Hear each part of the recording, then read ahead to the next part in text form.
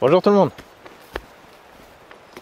Je vais faire quelques petites manips avec la brouette à chenilles qui est là-dessous, sous cette bâche, le dumper Johnson RD 300 Pro. Avant de démarrer, je vais vous montrer les choses que j'ai prévu de faire prochainement, qui vont impliquer la micropelle et le dumper. Alors, ça va se passer ici. Je vais cacher là derrière la petite pelleteuse. Ici, on va tout raser. Ah, il n'y aura plus rien. Net. On pourra passer l'aspirateur. Non, alors mon idée, c'est de creuser ce talus. Je vais le mettre dans l'autre sens. Voilà. Ah, fidèle Uber, toujours au poste. Toujours à m'accompagner. Voilà, donc ici, j'ai envie de descendre au niveau du mur qui est là. Pour faire un espace suffisamment plat et suffisamment grand pour y mettre un trampoline pour les enfants. C'est un endroit, moi je pense qu'il est pas mal, qui gêne pas. Ça devrait être parfait pour ça. On est assez abrité du vent, au soleil, même à l'ombre en été grâce au cèdre au-dessus. Bon, ça devrait être pas mal. Donc ici je vais descendre. Et là, je vais monter. Donc toute cette terre, je vais l'évacuer, je sais pas trop vers où exactement. Parce que tout est en pente et la route n'est pas loin. Mais je peux gagner, je peux en rajouter par-dessus le chemin existant. Je peux en faire des petits monticules, des petits talus. Enfin, je vais me débrouiller. Mais du coup, ça va être bien pratique avec la pelleteuse et le dumper. Sinon, c'était à la brouette ou en mode bulle. Mais bon, c'est un peu compliqué. Et ensuite, ici, je vais monter. Je sais pas si ça se voit. On voit qu'il y a quand même un peu une percée là. J'ai taillé, pas en ligne droite, après ça va tourner un peu, mais j'ai taillé des branches qui gênaient dans la forêt pour y faire un chemin avec la pelleteuse. Donc ici, là ça va descendre. Là ça va être, va falloir que ouais, ça va descendre aussi un petit peu. Ouais, quand même. Après je vais faire une rampe pour monter dans la forêt. Mais ici, je vais redescendre un petit coup. Et là dans cette zone, là-bas où il y a un plus grand chêne, entre celui-ci, l'autre là-bas, et mon chemin qui va monter, je vais décaisser, ramener la terre de ce côté et me faire une zone de stationnement. Je ferai un abri avec une bâche, hein. Ça sera une zone couverte forestière pour mettre à l'abri la micropelle, la brouette à chenilles, le broyeur là qui est sous ce bac de récupération d'eau de pluie. Ça va bien pour l'instant. Mais voilà, ici ça sera un petit abri de stationnement des machines dans la forêt. Là vous voyez qu'il y a plein de petites végétations, des chênes verts, petits houes. Je crois que j'ai vu un laurier thym par là-bas. Quand je vais les enlever, je vais essayer de les replanter là en bordure. Comme ça, ça me fera une zone discrète et dédiée à ça. Je pense que c'est pas mal. Comme ça, après, je pourrai partir direct dans la forêt et ensuite tout terrasser. Excellent. Voilà, donc ça c'est l'idée. Et pour ça, il faut que j'aille chercher les godets de la pelleteuse parce que j'en aurai besoin ici et pour l'instant pas trop en bas. Donc je vais aller chercher tout ça.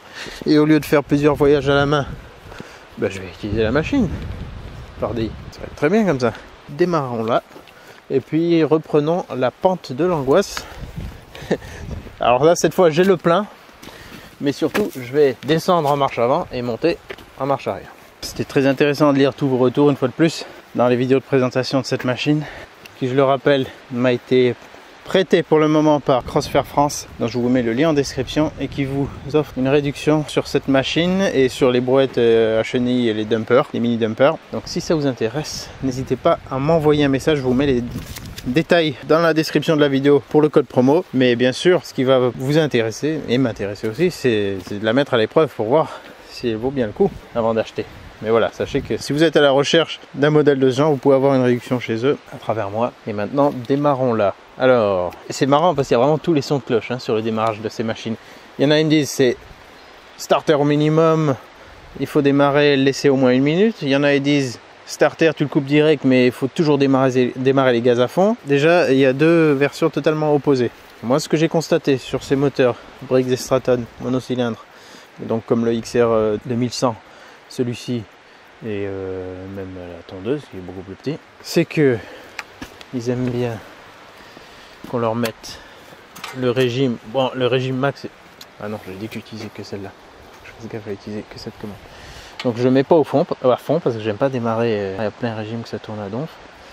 Donc je mets en général au milieu. Je mets le starter, robinet d'essence ouvert bien sûr,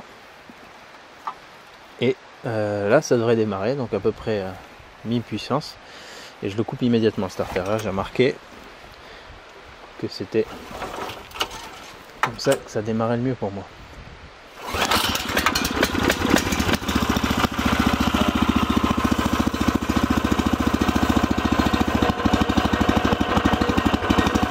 Là c'est quasiment 100% de réussite quand je démarre comme ça. Et même à chaud, quand on la coupe et qu'on la redémarre, même à chaud, souvent il aime bien avoir juste un petit coup de starter et de le recouper immédiatement. Ouais. Bah là je vais le remettre, je sais pas pourquoi il a recalé.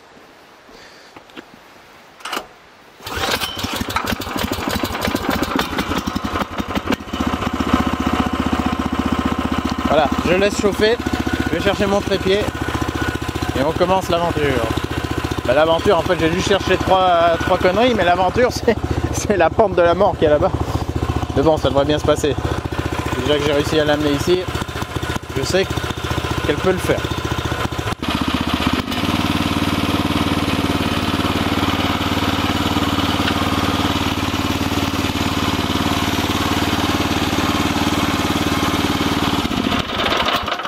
Ah, c'est juste ça. Ah, c'est là que je vous dis, il aime avoir un petit coup de starter.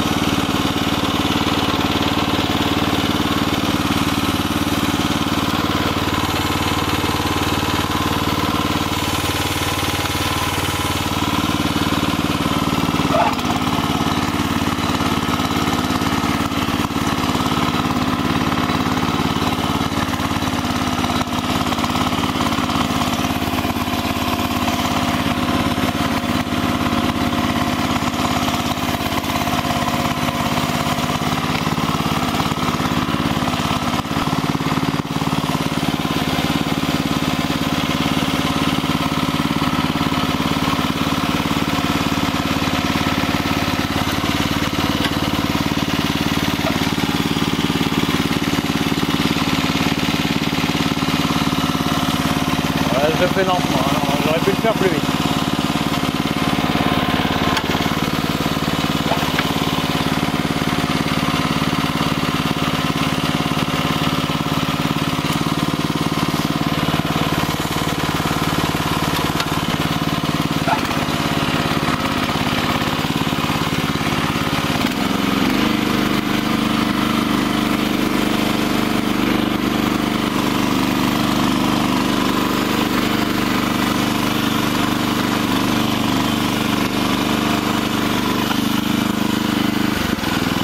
Donc là je vais descendre en seconde je pense, tout tranquillement. Et pour le bout le plus raide je mettrai la première je pense. Et donc en marche avant, comme ça je suis sûr, même si j'ai le plein, qu'il y a toujours du carburant.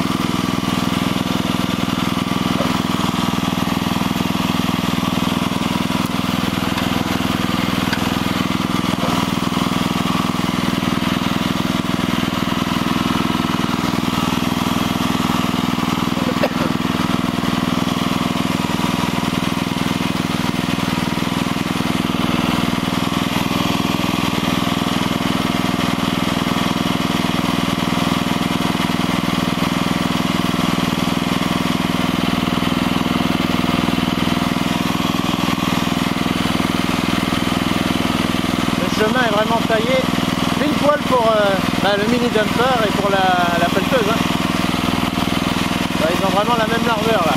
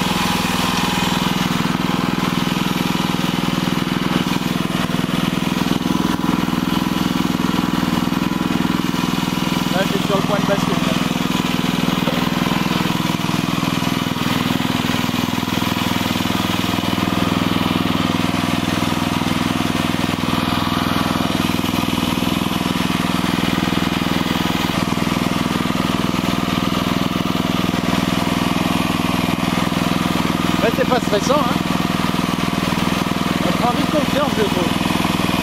Ce qui peut être dangereux d'ailleurs, mais voilà, elle n'avance pas toute seule, elle glisse pas.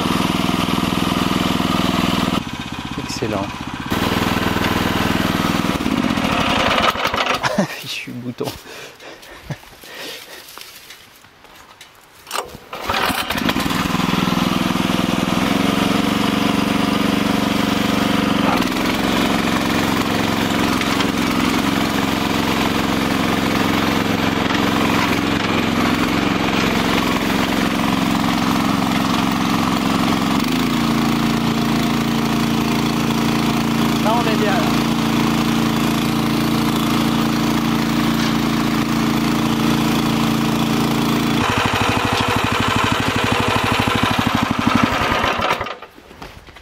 Ah, là en 6ème, j'étais même pas plein régime, mais j'ai failli perdre mon bonnet tellement ça poussait.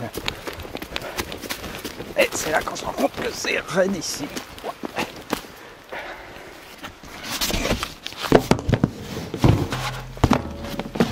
Voilà, pas obligé de bousiller exprès la benne, non?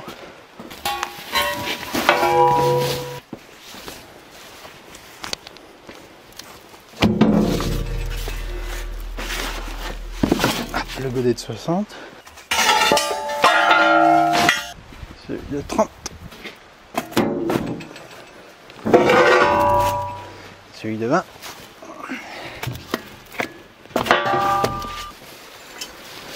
le pouce de godet que j'ai pas encore essayé. Hâte de croquer des trucs avec ça. Et puis on va voir ce que je peux mettre encore, que j'ai besoin là-haut. Quelques bouts de bois pour faire une espèce de cadre autour du compost pour pas qu'il se barre dans la vallée.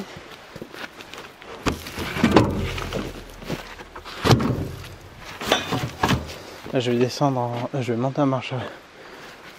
Je vais mettre un petit coup de sangle à l'idéal. Si on monte en marche avant, on pourrait compenser le niveau, mais bon, de toute façon la partie arrière et droite, c'est plutôt la partie avant. C'est dommage qu'on puisse pas baisser la benne dans l'autre sens. Enfin, l'incliner un peu pour les pentes, ça pourrait être cool ça. Après, c'est pas dit que ça se renverse, mais bon.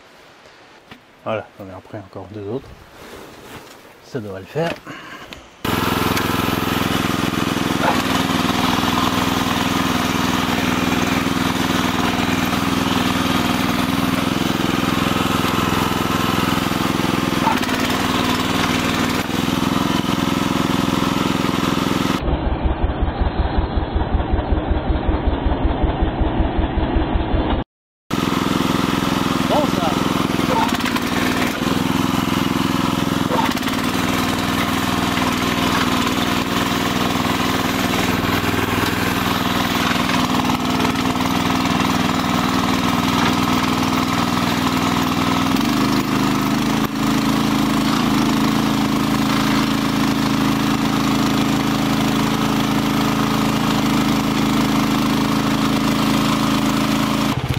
Là on peut pas dire que ce soit très chargé, mais c'est plus chargé que la dernière fois puisque c'était à vide. Et j'ai le poids qui est un peu vers l'avant avec les bois. Petit test tranquille pour voir.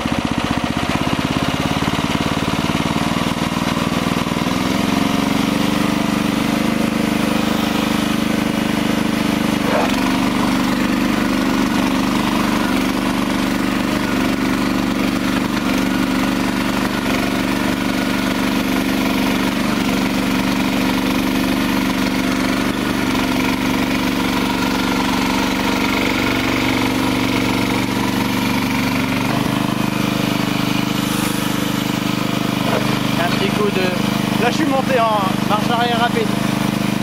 Là je vais le passer en lente. Voilà. Et là il faut que je tourne.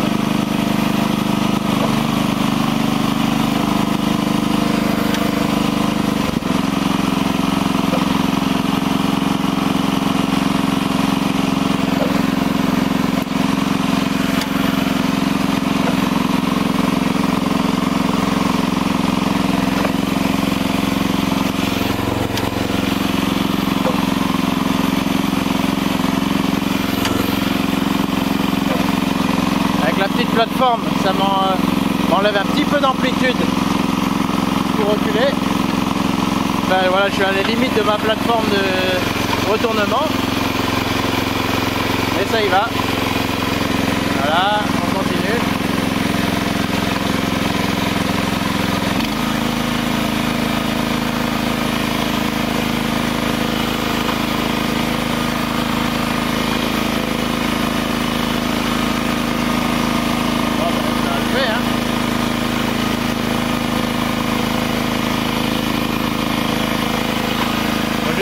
Chercher l'appareil maintenant.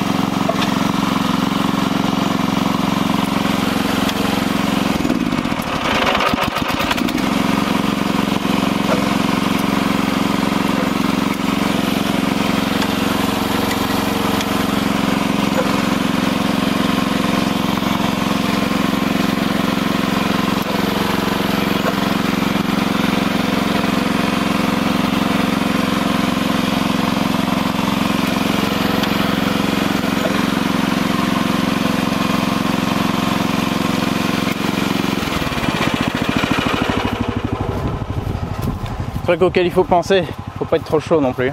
Faut avoir le réflexe de vraiment lâcher la manette rouge si on risque de se mettre en danger. Là par exemple je recule un peu vite, enfin j'essaie de pivoter, ça tourne pas assez vite donc ça va toucher le talus.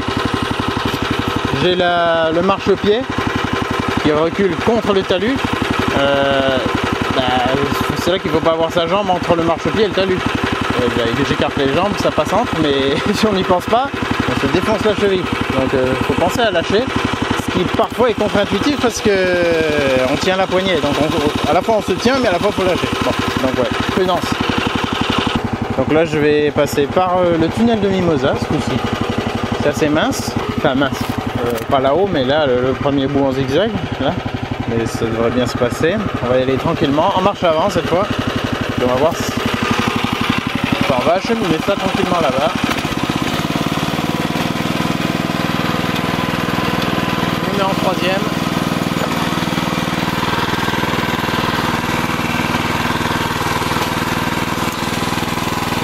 Je vais pas monter dessus parce que vu que je suis en arrière, ça va être contre-productif pour la montée. Là, je risque de racler quoi. C'est le seul bout que j'avais pas élargi à la machine quand j'avais fait ma boucle à la pelleteuse.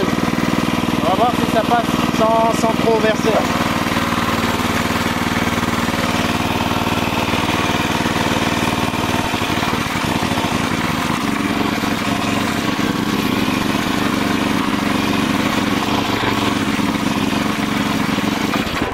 Ouais, c'est bon.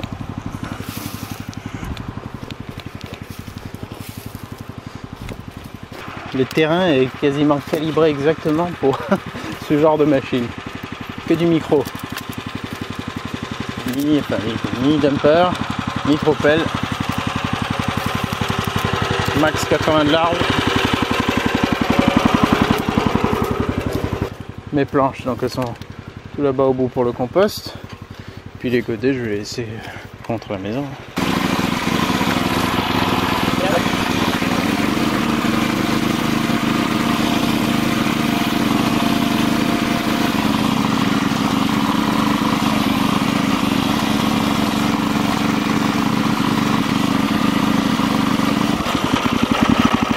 Ah, quand on met à basse vitesse comme ça fait un super massage en restant sur la marche sans toucher les poignets.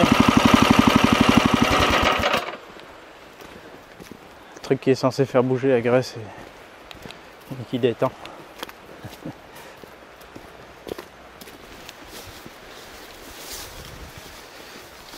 Voilà, l'ancien compost. Ça c'est un peu de broyat que j'ai fait l'autre jour de chêne vert que j'ai abattu ici pour faire entrer plus de lumière sur cette zone en bord de route là pour que tout cela buissonne et qu'il me fasse vraiment comme une haie, un brise-vue côté route. Donc je vais encore en réduire. Je garde des perches, ça pourra me servir à faire des trucs. Et là c'est le compost actuel, magnifique. Vous voyez là on avait fait ça à l'arrache dans la forêt, ça part très très vite. Mais pour cadrer un peu le truc, c'est pour ça que je ramène ces vieux bouts de bois là. En fait on a encore plein de bonne terre là. Il faut que je la ramène. Voilà, oh, regardez-moi ça, beau ça. Ah oui, il y en a encore plein, faut pas que j'installe ça de suite. Mais bon, donc je vais tout racler ici, et puis après je ferai un cadre, juste histoire de bloquer un peu plus. Il faudrait que je le récupère, que je le stocke quelque part. C'est bien tous ces outils, hein. Quand on a du terrain, c'est pas pour rien. Ah, puis il y a un truc que j'ai envie de faire aussi avec la fonction élévatrice. Ça concerne le toit des toilettes sèches. Vous voyez là que le bout de tôle, il est descendu, donc la première partie, quand il pleut, bah ça mouille la première partie du bois. Donc j'aimerais la mettre à côté, l'élever au max. Et à l'échelle, moi je monte sur l'échelle et je prends toutes les pierres et je les mets dans la brouette. Comme ça après je pousse ma plaque et je les reprends. Plutôt que depuis l'échelle de devoir tout remonter. Je vais voir si c'est une bonne solution. Ah, ça sera un premier petit test improbable, mais dans une situation qui se présente. Quoique improbable, ça peut carrément servir. Hein. En cas de travaux, même par exemple là, dans le cas où on a un toit où à l'arrière de la maison il y a du dénivelé, une pente comme ça qui arrive, là je peux le toucher, c'est pas haut. Si je venais à refaire la toiture par exemple et que je veux m'amener des piles de tuiles, ou enlever les piles de tuiles plutôt, ou les deux, et ben ça me permet de l'amener ici, de la lever et de piocher dedans ou de déposer dedans. Ensuite je baisse et puis je vais acheminer ça plus loin. C'est une fonction qu'on n'a pas l'habitude de voir du coup sur une brouette à chenilles, mais là il y a le petit côté élévateur qui peut être très très intéressant. Je vais essayer de vous le montrer comme ça, si vous êtes à la recherche d'un engin de ce genre, vous allez peut-être voir que ça peut combler ou en tout cas pallier en partie à certains de vos besoins.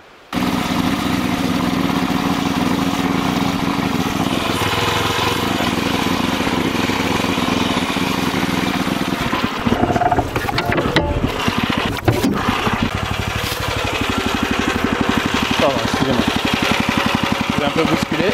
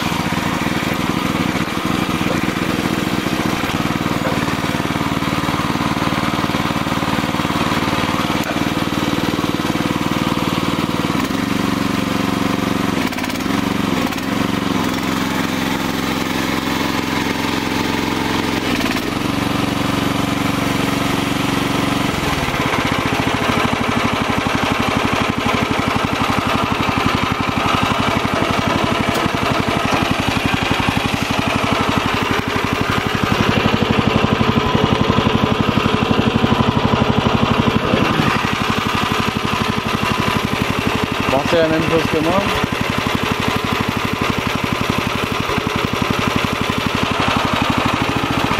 C'est quand même un petit peu tentant. Mais c'est interdit. C'est écrit dans mon emploi que c'est interdit. Alors je serais bien monté dedans, mais vu que c'est interdit, faut pas le faire. Hein. Donc je le fais pas, je suis monté sur l'échelle.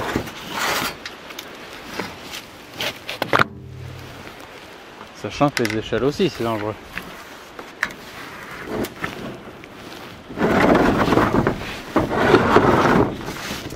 Ouais. Faut pas faire n'importe quoi. Hein.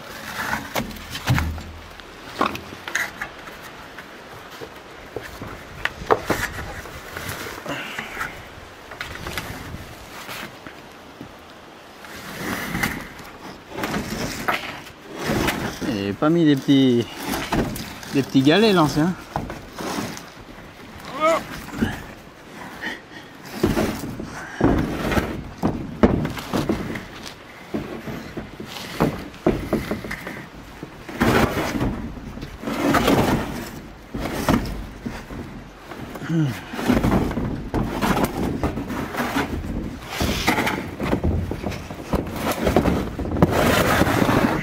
C'est bien combien de taux? Un, deux. Ouais.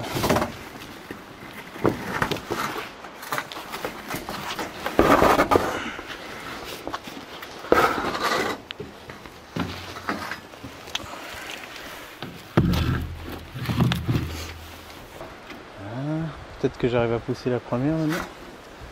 Je vais redescendre de l'échelle.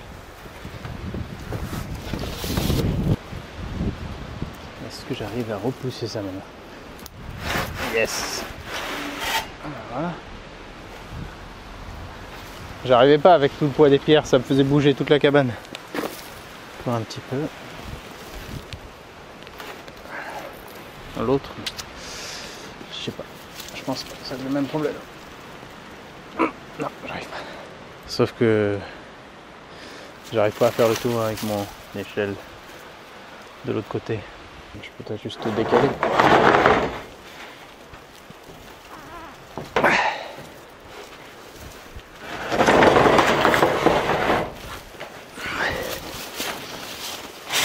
Yes. Voilà. C'est bon. Je crois que c'est bon.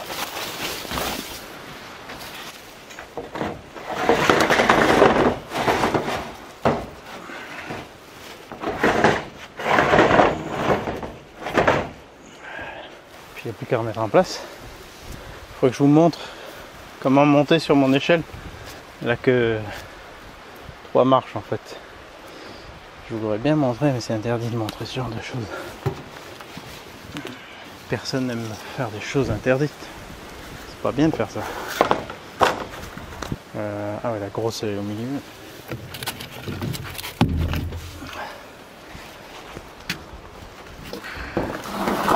C'est beaucoup plus embêtant de porter ce genre de pierre sur les échelles qui le permettent moins et qui sont autorisées.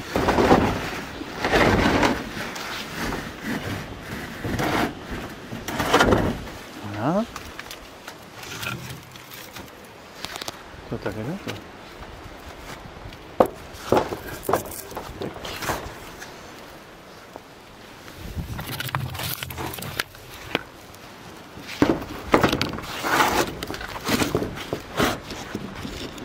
Là il a eu la flemme, il a mis 3 vieux petits bouts.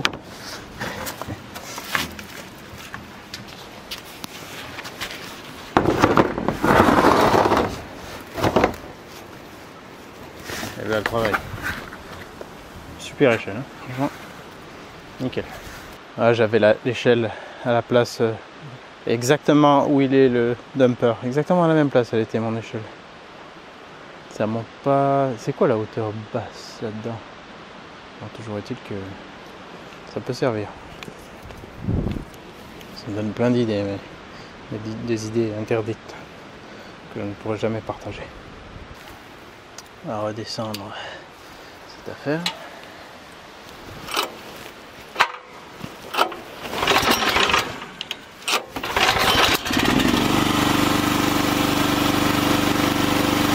Je vais voir un truc avant.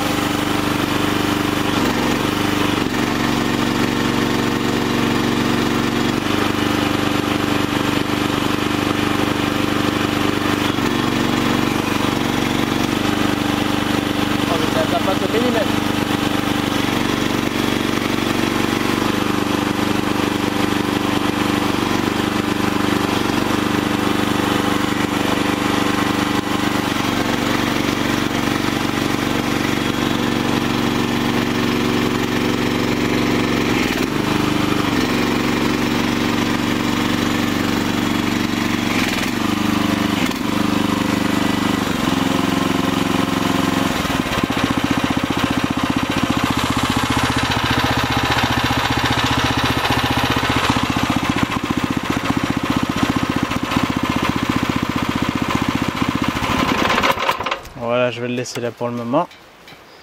En attendant d'attaquer ma zone de stockage avec mon petit abri. Je pense que je vais attaquer demain.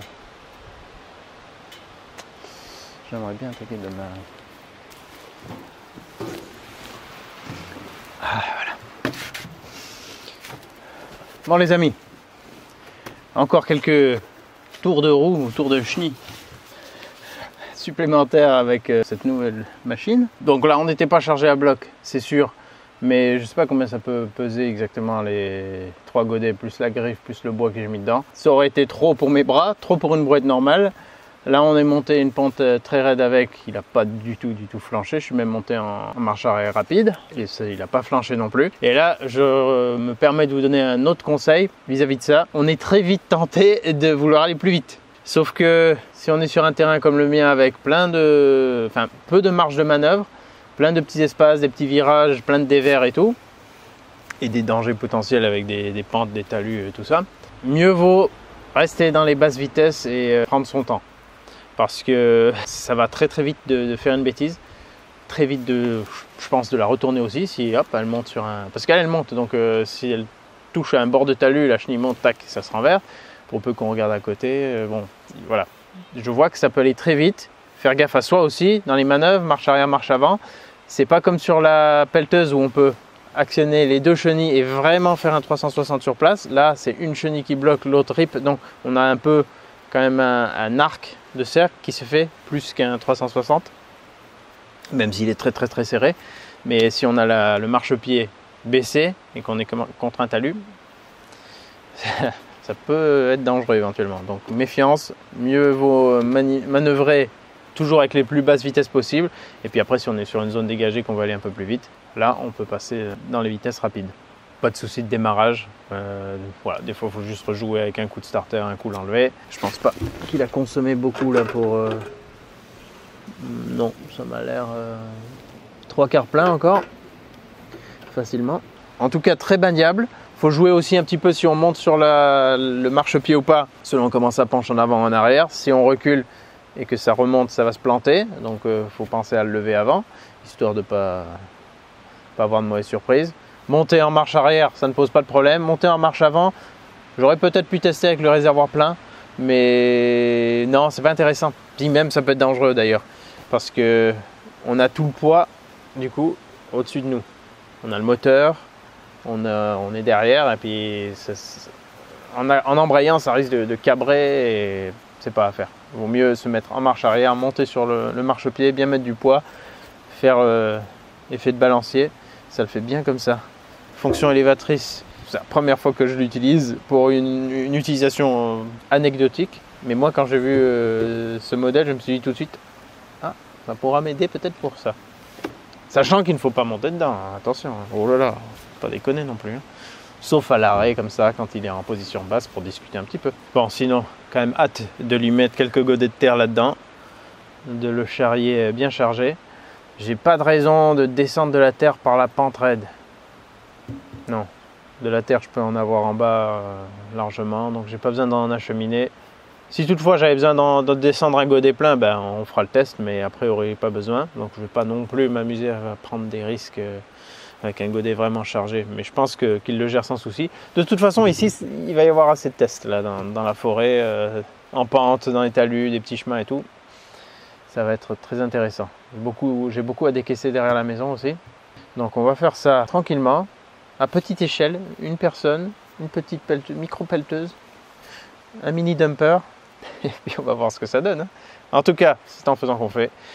N'oubliez pas de regarder dans la description si vous êtes intéressé pour avoir une machine de chez crossfairfrance.fr. Contactez-moi pour le code promo. Et en attendant, je continue mes tests. À très bientôt.